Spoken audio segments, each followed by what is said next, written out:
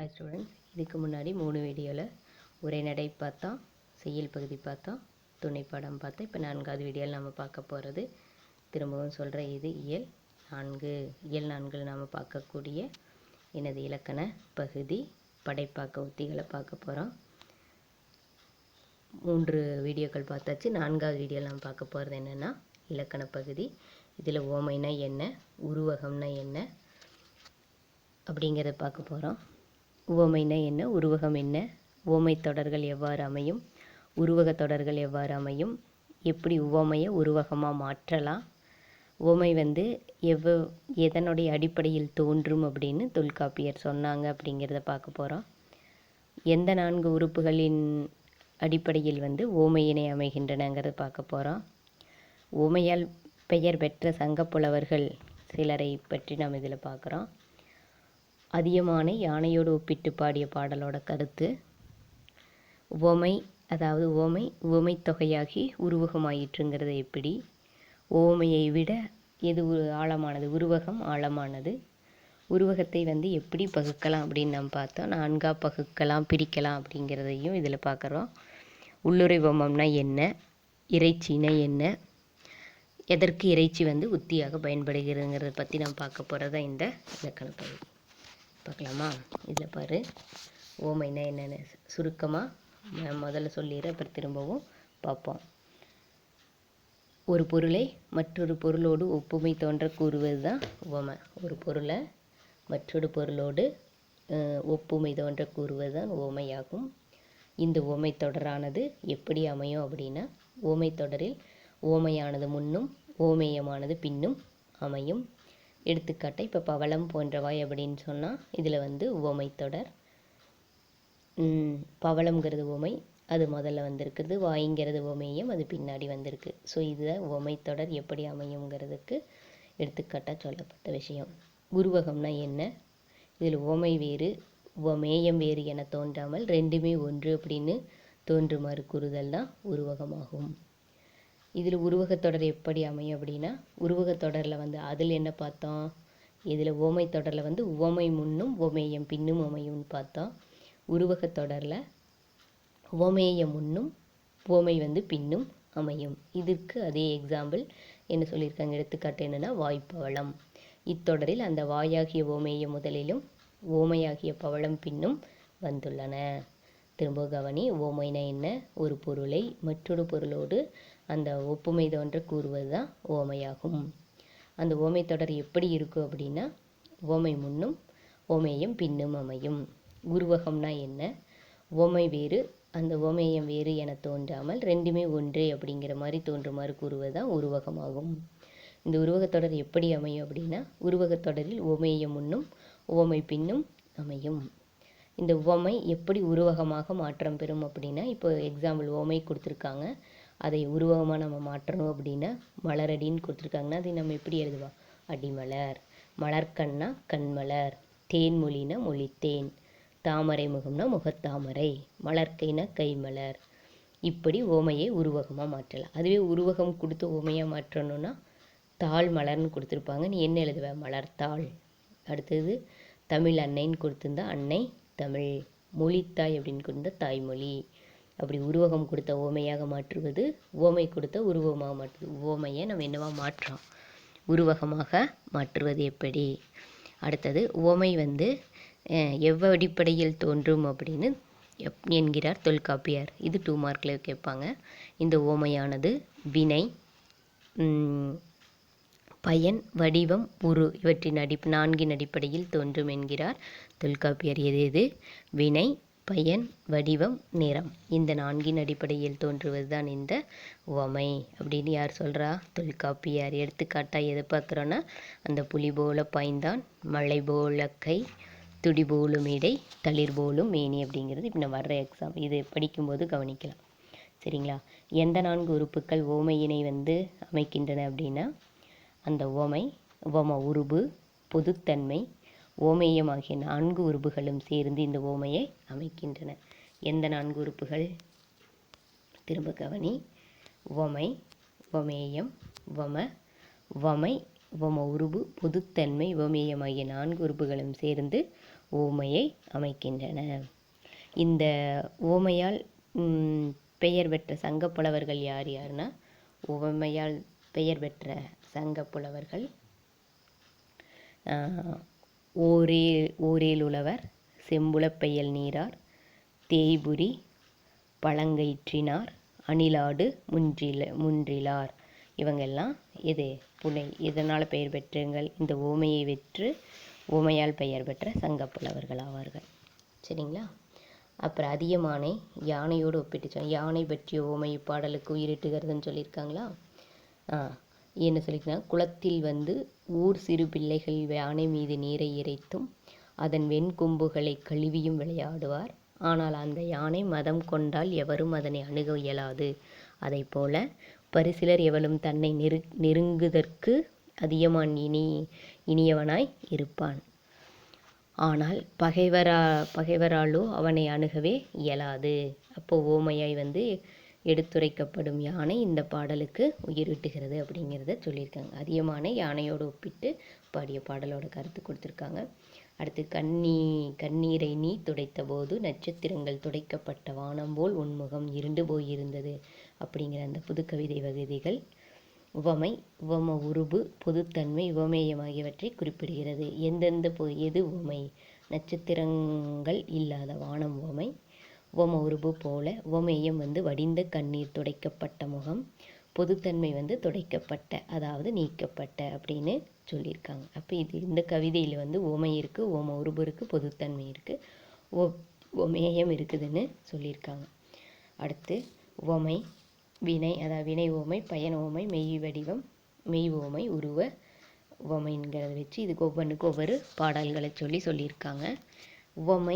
உவமை தொகையாகி உருவகமாயிற்று. இந்த உவமையை உவமையின் செறிவார்ந்த வடிவமே உருவகமாயிற்று. உவமை தொகையாகி உருவகமாயிற்று எப்படிங்கிற சொல்லியிருக்கிறாங்க. கையல் போன்ற விழி ஓமையாகும். போன்றங்கிற ஓம உருவை நீக்கினால் கையல்விழி என்பது ஓமை தொகையாகும். அந்த ஓமை தொகையில் உள்ள சொற்கள் முன்பின்னாக மாற்றி அமைத்தால் அது என்னாகு? விழிக்கையல் என உருவகமாகும்னு ஒரு எக்ஸாம்பிளோட சொல்லியிருக்காங்க. அடுத்து ஓமையை விட அந்த உருவகம் ஆழமானது அப்படிங்கிறத இங்கே சொல்லியிருக்காங்க. எப்படி சொல்லியிருக்காங்கன்னா, தீ போன்ற சினம் என்பது ஓமை அணியில் தீக்கும் சினத்திற்கும் இடையில் போல என்ற ஓம உருவு இருந்து தீ வேறு சினம் வேறு என கருத தூண்டுகிறது. சினத்தீ என்னும் உருவகத்தில் சினம், தீ ஆகிய இரண்டும் ஒன்றே என கருத தூண்டுகிறது. அதனால் ஓமையை விட இந்த உருவகம் ஆழமானதுங்கிறத தெரிஞ்சுக்கலாம். உருவகத்தை எப்படி உருவகத்தை எப்படி உருவகத்தை எவ்வாறு பார்க்கலான்னு கேட்டால், உருவகத்தை 4 வகையாக பிரிக்கலாம். எப்படி அப்படின்னா, என்ன வலை பின்னும் மூளை சிலந்தின்னு இருக்குது. என்ன வலை பின்னும் மூளை சிலந்தி அப்படிங்கிறது இந்த இடத்துல வினை.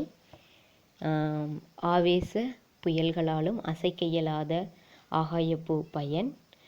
நீல வயலின் நட்சத்திர மணிகள் மெய்.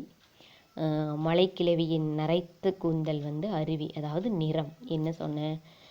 உருவகத்தை 4 வகையாக பிரிக்கலாம். எதன் அடிப்படையினா எதனோட பார்க்கலாம்னா வினை, பயன், மெய், நிறம் இவற்றின் அடிப்படையில் அந்த உருவகத்தை நாம் பகுத்து சொல்லலாம் அப்படின்னு சொல்லியிருக்காங்க. அடுத்து உள்ளுரை உவமம்னா என்ன? உள்ளுரை உவமம் என்றால் என்ன?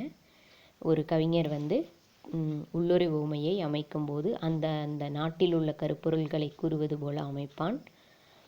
கேட்போருக்கு அப்பொருள்களின் தன்மைகளை வெளிப்படையாய் வர்ணித்து சொல்வது போல் இருக்கும். ஆனால் அப்படி சொல்லும்போது வர்ணனையின் உள்ளே அடிப்படையாய் வேறு ஒரு கருத்து உறைந்திருக்கும். அதுவே உள்ளுரை உவமம் எனப்படும். தான் கூற கருதிய பொருளை வெளிப்படையாக கூறாமல் அகமாந்தரின் மன உணர்வுகளையும் கருப்பொருள்கள் மூலம் உவமைப்படுத்துவதைத்தான் நம்ம என்னன்னு சொல்லிட்டாங்க, உள்ளுரை உவமம் அப்படின்னு சொல்லியிருக்கிறாங்க. இது ஓமை என்பர். இறைச்சி என்னும் சொல்லின் பொருளை எப்படி சொல்லானா, இரு என்பதன் பொருள் தங்குதல் ஆகும். அந்த இரு என்னும் சொல்லின் அடியிற் பிறந்தது இறைச்சியாகும். இதை வடமொழியினர் தொனி அப்படின்னு சொல்லுவாங்க. இது என்னன்னு சொல்கிறாங்க? வடமொழியினர் தொனி அப்படின்னு சொல்கிறாங்க. இறைச்சிக்கு தொனி என்ற பெயரும் உண்டு. இருத்தல் என்றால் தங்குதல் என பொருள்படும். அதனால் அது இறைச்சிக்கு தொனி என்ற பெயரும் உண்டு. இறைச்சி வந்து அகப்பாடலில் மட்டுமே வரும், புறப்பாடலில் வராது. அகமென்றால் உள்ளுணர்வு, தலைவன் தலைவி ஒழுக்கத்தை பற்றி கூறுவது, சூனற்று இந்த மாதிரி பாடல்கள் வரும் இல்லையா. ஸோ அதான் எதற்கு இறைச்சி உத்தியாக பயன்படுகிறதுனா, தலைவனின் செயலை வந்து கண்டிப்பதற்கும், எள்ளி நகையாடுவதற்கும், வருத்தத்தை வெளிப்படுத்துவதற்கும், திருமணத்தை வலியுறுத்துவதற்கும் இந்த ஒரு உத்தியானது பயன்படுகின்றது. டைரக்டாக சொல்லாமல் இன்டைரக்டாக சொல்வதற்கு இது பயன்படுகிறதுன்னு சொல்லியிருக்காங்க. சரிங்களா. இதில் தெரிந்து தெளிவோன்னு பாரு. கவிஞர் தெரியாத பொருள் ஒன்றை தெளிவாக விளக்குவதற்கு தெரிந்த பொருளை உவமையாக பயன்படுத்துவர். வெளிப்படையாக பொருள் கூறினால் அது உவமை. டைரக்டாக பொருள் தெரிஞ்ச அது உவமை. அந்த உவமைக்குள் மற்றொரு பொருளை குறிப்பாக உணர்த்தினால், அந்த சொல்லப்பட்ட உவமையிலேயே இன்னொரு பொருளை குறிப்பாக உணர்த்தினால் அது உள்ளுரை உவமை. குறிப்பு பொருளுக்குள் மேலும் ஒரு குறிப்பு பொருள் அமைந்திருக்குமானால் அது இறைச்சி. குறிப்பாக இருக்கிறதுக்குள்ளே மேலும் ஒரு குறிப்பு பொருள் அமைந்திருந்தால் அது இறைச்சி எனப்படும். திரும்ப கவனி. தெரியாத பொருள் ஒன்றை தெளிவாக விளக்குவதற்கு தெரிந்த பொருளை உவமையாக பயன்படுத்துவர். வெளிப்படையாக பொருள் கூறினால் உவமை. உவமைக்குள் மற்றொரு பொருளை குறிப்பாக உணர்த்தினால் உள்ளுரை உவமை. குறிப்பு பொருளுக்குள் மேலும் ஒரு குறிப்பு பொருள் அமைந்திருக்குமானால் அதற்கு இறைச்சி என்று பெயர். உள்ளுரை உவமம் கவிதை பொருளோடு சேர்ந்து காணப்படுகிறது. உள்ளுரை உவமமானது எதோடு? அந்த கவிதை பொருளோடு சேர்ந்து காணப்படுகிறது. இறைச்சி பொருள் கவிதை பொருளின் புறத்தே குறிப்பு பொருளாக வெளிப்படுகிறது. இப்போ நம்ம பார்த்த எல்லா விஷயங்களும் சேர்ந்து தான் இந்த இதில் பூரா கொடுத்துருக்காங்க. திரும்பவும் நாம் கவனிக்கிறோம். முதல்லேருந்து வரும்போது ஓமைனா என்ன, ஓமை என்ன? ஒன்றை மற்றொன்றோடு ஒப்பிட்டு பார்ப்பது நம்மிடம் இயல்பாக அமைந்துள்ள பண்பாகும். அது நம்மகிட்ட இயற்கையாகவே அமைந்திருக்கிறது. எது? ஒன்றை மற்றொன்றோடு ஒப்பிட்டு பார்க்கக்கூடிய இயல்பாகவே நம்மிடம் அமைந்துள்ள பண்பாகும். தெரிந்தவற்றை கொண்டு தெரியாதவற்றை அறிந்து கொண்டு மனித அறிவு வளர்ந்து வந்திருக்கிறது. மொழி தோன்றிய அன்றே உவமையும் தோன்றி இருக்க வேண்டும். கருத்தை சொல்கையில் கேட்போர் மனதை ஈர்க்கும் வகையிலும் சொல்வதை எளிதில் உணரும் வகையில் கூறும் உவமைகளை, அதாவது அந்த ஒப்பீடுகளை வந்து ஒப்பிட்டு சொன்னாங்க, ஒப்பீடுகளை பயன்படுத்தினர். உவமையானது வினை, அதாவது தொழில், பயன், வடிவம், மெய், உரு, நிறம் என்ற 4 அடிப்படையில் தோன்றும் என்கிறார் தொல்காப்பியர். பார்த்தோம் இல்லையா. அது கொடுத்துருக்காங்க. என்ன சொல்லியிருக்காங்கன்னா, வினைப்பயன் மெய்யுறு என்ற 4 வகை பெற வந்த உவம தோற்றம் அப்படின்னு சொல்லியிருக்காங்க. எடுத்துக்காட்டு புலி போல பாய்ந்தான் வினை, அதாவது செய்த தொழில். மலை போல கொடுக்கும், எதை போல கொடுக்கும்? கை, அதனுடைய பயன் வந்து மலை போல பயன். துடி போலும் இடைன வடிவம், அதாவது மெய். துடியானது எடையானது எது மாதிரி இருக்கும் அப்படின்னா அந்த வடிவத்தை சொல்லியிருக்காங்க. தளிர் போலும் இனி நிறத்தை சொல்லியிருக்காங்க. கண்ணன் புலி போல பாய்ந்தான் என்பதில் கண்ணன் உவமேயம் பொருள், புலி உவமானம் உவமை. போலங்கிறது உவம உறுப்பு, பாய்தல்ங்கிறது பொதுத்தன்மை. இந்த 4 உறுப்புகள் வந்து உவமையை அமைக்கின்றன. ஒன்றை விளக்கவும் வெளிப்படுத்தவும் அழகுபடுத்தவும் உவமையை எளியது தொன்மை மிக்கதாகவும் உள்ளது. சங்கப்பாடல்களில் பெரும்பாலும் உவமை அணியே இடம்பெறுகிறது. சங்கப்பாடலை பார்த்தா உவமை அணி தான் பெரும்பாலும் இடம்பெறுகிறது. பிற அணிகள் குறைவாகவே இடம்பெற்றுள்ளன. சங்க இலக்கியத்தை தொகுத்தவர்கள் பாடல் ஆசிரியர்களின் பெயர் தெரியாத போது அப்பாடலில் உள்ள ஓமையை கொண்டே பெயர் சூட்டினர். அதனால தான் அந்த புனை பெயர்கள் எப்படி வச்சாங்கன்னு பார்த்தேன் இல்லையா. ஓமையை கொண்டே பெயர்களை வைத்தார்கள். செம்புல பெயர், செம்புல பெயல் நீரார், தேய்விரி பழங்கயிற்றினார். அந்த ஓமை பெயர்களை பெற்ற செங்கப்புலவர்கள் சிலர் நாம் பார்த்தோம் இல்லையா, அதை தெங்க சொல்லியிருக்காங்க. தேய்புரி பழங்கயிற்றினார், அணிலாடு முன்றிலார் என்பவை அப்படிப்பட்ட பெயர்கள்தான். ஊர்க்குருமாக்கள் வெண்கோடு கலா அழின் நீர்த்துறைப்படியும் பெருங்களிறு போல இனியை பெருமை எமக்கே மற்றதன் துன்னரும் கடாம் போல இன்னாய் பெரும நின் ஒன்னா தோர்க்கே. ஔவையார் அதியமானின் வெற்றி புகழையும் வீரச்சிறப்பையும் மிகச் சுருங்கிய அடிகளில் அழகாக புனைகிறார். குளத்தில் ஊர் சிறு பிள்ளைகள் யானை மீது நீரை இறைத்தும் வெண்கொம்புகளை கழுவியும் விளையாடுவர். அவ்வானைக்கு மதம் பிடித்துவிட்டால் யாரும் பக்கத்தில் அணுக முடியாது. அதியமானும் அப்படிப்பட்டவன்தான். பரிசிலர் கொடுக்கிறவங்களுக்கு இனியவன், பகைவர்களுக்கு அவன் இன்னாதவன், வேண்டாதவன். யானை பற்றி உவமை இப்பாடலுக்கு உயிரூட்டுகிறது.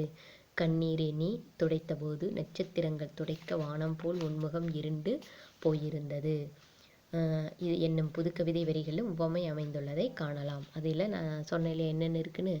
உவமை நட்சத்திரங்கள் இல்லாத வானம், உவம உருபு போல உவமேயம் வடித்த கண்ணீர் துடைக்கப்பட்ட முகம், பொதுத்தன்மை வந்து துடைக்கப்பட்ட. ஸோ இதுலேயும் என்ன அமைஞ்சிருக்கு, உவமை அமைந்துள்ளதை காணலாம். வினை உவமைனா என்னன்னு நம்ம பார்க்க போகிறோம். பையன்னா என்ன, மெய் உவமை, ஊறு உவமை. அதாவது வினை, அவர்கள் மூளையில் விதையைப் போல் தூவப்பட வேண்டிய அறிவு ஆணியைப் போல் அறையப்படுகின்றது. பையன் உவமை, வறண்ட வாழ்வு துளிர்க்க மழை போல் வந்தாய் நீ, அதனுடைய பையன். மெய் உவமை, சுருங்கிய குடையைப் போல தோன்றும் அசோக மரம், அதனுடைய வடிவம். உரு உவமை, நிறம், சோடிய விளக்காய் மாலை நேர சூரியனின் மஞ்சள் வெளிச்சம் தெருவில் நிரம்பி வழிந்தது, நிறம் மஞ்சள் நிறம் ஆகிய கவிதைகளில் உவமை தோன்றும் இடங்கள் வெளிப்படுகிறது. உவமை எப்படியெல்லாம் வருது அப்படிங்கிறத பார்த்தோம் இந்த கவிதைகளில். எது என்னென்ன வினை உவமை எப்படி இருக்கும், பயன் உவமை எப்படி இருக்கும், மெய் உவமை எப்படி இருக்கும், உருவமை எப்படி இருக்குங்கிறத இந்த கவிதைகளில் இந்த உவமை தோன்றும் இடங்கள் வெளிப்பட்டுள்ளன. உருவகம்னா என்னன்னு பார்த்தோம். ஒப்பீட்டு செறிவும் பொருள் அழுத்தமும் சிறக்க அமையும் பொழுது அது உருவகம் எனப்படுகிறது. ஓம உறுப்புகளை விரித்து சொல்வதை விட தொகுத்தும் சுருக்கியும் சொல்வதில் ஆற்றலும் அழகும் இனிமையும் இருப்பது தெரிந்திருக்கும். அந்த வகையில் ஓமை தொகையாகி உருவகம் ஆயிற்று. ஓமையானது அந்த ஓமை தொகையாகி உருவகம் ஆயிற்று. அது கையல்வெளி சொன்னேன் இல்லையா, இங்கே ஓமையையும் ஓமைக்கப்படும் பொருளையும் வேறுபடுத்தாமல் இரண்டும் ஒன்றே என கூறுவது உருவகமாகும். உருவகத் தொடரில் ஓமையம், அதாவது ஓமைக்கப்படும் பொருள் முன்னும் ஓமை ஒப்பாக காட்டப்படும் பொருள் பின்னுமாக அமையும். ஓமையின் செறிவார்ந்த வடிவமே உருவகமாகும். தாமரை போலும் முகம் என்ற ஓமை செறிவூட்டப்பட்ட செறிவூட்டப்பட்டு முகத்தாமரை என உருவகத்தை உருவாக்குகிறது. ஓமையை விட உருவகம் ஆழமானது. ஓமை அணியில் உவமானமும் ஓமேயமும் வேறு வேறானவை என்ற எண்ணம் இருந்து கொண்டிருக்கும். உருவகத்தில் இரண்டும் ஒன்றே என்ற உணர்வு கிடைக்கிறது. தீப்போல் சினம் என்பதை திணச்சி என்பார் பாரதியார். பாடல் முழுவதும் உருவகமாக அமைவதும் உண்டு. சுட்டும் விழிச்சுடர்தான் கண்ணம்மா சூரிய சந்திரரோ, வட்டக்கரிய விழி கண்ணம்மா வானக்கருமை கொள்ளோ, பட்டுக்கருநீல புடவை பதித்த நல்வயிரம், நட்ட நடுநசியில் தெரியும் நட்சத்திரங்கள் அடி. பாரதி கண்ணம்மா என் காதலி என்னும் கவிதையில்தான் எத்தனை உருவகங்கள். பாஞ்சாலி சபதத்தில் அர்ஜுனன் பாஞ்சாலியிடம் சூரிய ஒளிபட்டு விதவிதமான மாயம் கொள்ளும் மேகங்களுக்கு கூறுகின்ற உருவகங்கள் உள்ளம் கவர்ந்தவை. தீயின் குழம்புகள், செழும்பொன் காய்ச்சிவிட்ட ஓடைகள், தங்கத் தீவுகள், நீலப் பொய்கைகள், தங்கத் தோணிகள், சிகரங்கள், தங்கத் திமிங்கிலங்கள் என்றெல்லாம் அழகூட்டுகிறது. உருவகிப்பது கருஞ்சிகரங்கள், தங்க திமிங்கிலங்கள் என்றெல்லாம் உருவகிப்பது எப்படி இருக்குது, அழகூட்டுகிறது. உருவகத்திலும் வினை உருவகம், பயன் உருவகம், வடிவ உருவகம், உருவகம் என்று பகுப்பு உண்டு. இதில் நம்ம பார்த்தியா, வினை உவமை, பயன் உவமை, மெய் உவமை, உருவமை. அதே மாதிரி உருவகத்திலையும் வினை உருவகம், பயன் உருவகம், வடிவ உருவகம், உருவகம் என்ற பகுப்பும் உண்டு. என்னவளை பின்னும் மூளை சிலந்தி, இதில் வினை, அதாவது சிந்தனை சொல்லப்பட்டிருப்பதால் இது வினை. ஆவேச புயல்களாலும் அசைக்க முடியாத ஆகாசப்பூ அப்படிங்கிறதுல பயன் சூரியன். நீலவயலின் நட்சத்திரங்க மணிகள், வானமும் விண்மீன்களும் மெய். மழை கிளவியின் நரைத்த கூந்தல், அதாவது அருவி எப்படி இருக்குன்னு சொன்னால் நிறம் சொல்லப்பட்டிருக்கிறது. அடுத்தது உள்ளுரை ஓமம்னா என்ன, உருவகத்தில் பட்டா, அதாவது ஓமையில் வினை ஓமை, பயன் ஓமை, மெய் ஓமை, உருவமை. அதே மாதிரி உருவகத்தில் வினை உருவகம், பயன் உருவகம், மெய் உருவகம், உருவகம் பார்த்தாச்சு. உள்ளுரை ஓமம்னா என்ன, கவிஞர் தான் கூற கருதிய பொருளை வெளிப்படையாக கூறாமல் அகமாந்தரின் மன உணர்வுகளை கருப்பொருள்கள் மூலம் ஓமைப்படுத்துவதை உள்ளுரை ஓமம் என்பர். உள்ளுரை ஓமம் என்பது தமிழ் இலக்கியத்திற்கே உரிய ஒப்பற்ற நெறி. அன்பிற்கு ஆட்படும் தலைவன் தலைவியரின் எண்ணங்களை இது அகப்பொருள் பற்றியது. சொற்களால் வெளிப்படுத்தாமல் நாகரீகமாக மறைத்து கூறுவதாக அமைத்து கொள்ளும் வடிவமாக இதை கருதுகின்றனர். இலக்கியங்களில் காணப்படும் கருப்பொருள்களின் காட்சி இயற்கை புனைந்துரைகளாக மட்டும் நின்று விடாமல் பாடல்களில் இடம்பெறும் மாந்தர்களின் உள்ளத்திலும் உணர்வுகளின் குறிப்பு பொருளாகவும் உள்ளுரை அமையும். ஓவியம், சிற்பம் முதலிய நுண்கலைகளிலும் குறிப்பு பொருள்கள் உண்டு. ஆனால் அவை எல்லாருக்கும் எல்லா காலத்திலும் விளங்கும் என்று கூற முடியாது. கவிதைகளில் உள்ள குறிப்பு பொருள்கள் காலம் கடந்து நிற்கும் ஆற்றலுடையது. எனவே கருப்பொருள் கொண்டு விளக்கப்படும் குறிப்பு பொருளாகிய உள்ளுரை ஓமம் தமிழ் இலக்கியத்தின் நேரிய இனிய நாகரிக வழியாகும். தோழிக்கு சொல்வது போல் தலைவி மறைந்து நிற்கும் தலைவனுக்கு என்ன சொல்கிறாங்கன்னு பார்ப்போமா? தலைவிக்கு சொல்வதாக பெருங்குன்றூர் கிழார் பாடிய பாடல் ஒன்றில் உள்ளுரை ஓமம் அமைந்துள்ளதை காண்போம். ஈயல் புற்றத்து ஈர்ப்புறத்து இருத்த குறும்பி வல்சி பெருங்கை ஏற்கை தூங்குதோள் துசிய வள்ளுகிர் கதுவலின் பாம்புமதன் அழியும் பாணாட்கங்குல். அகப்பாற்று, அதாவது அந்த தலைவன் மறைந்திருக்கும்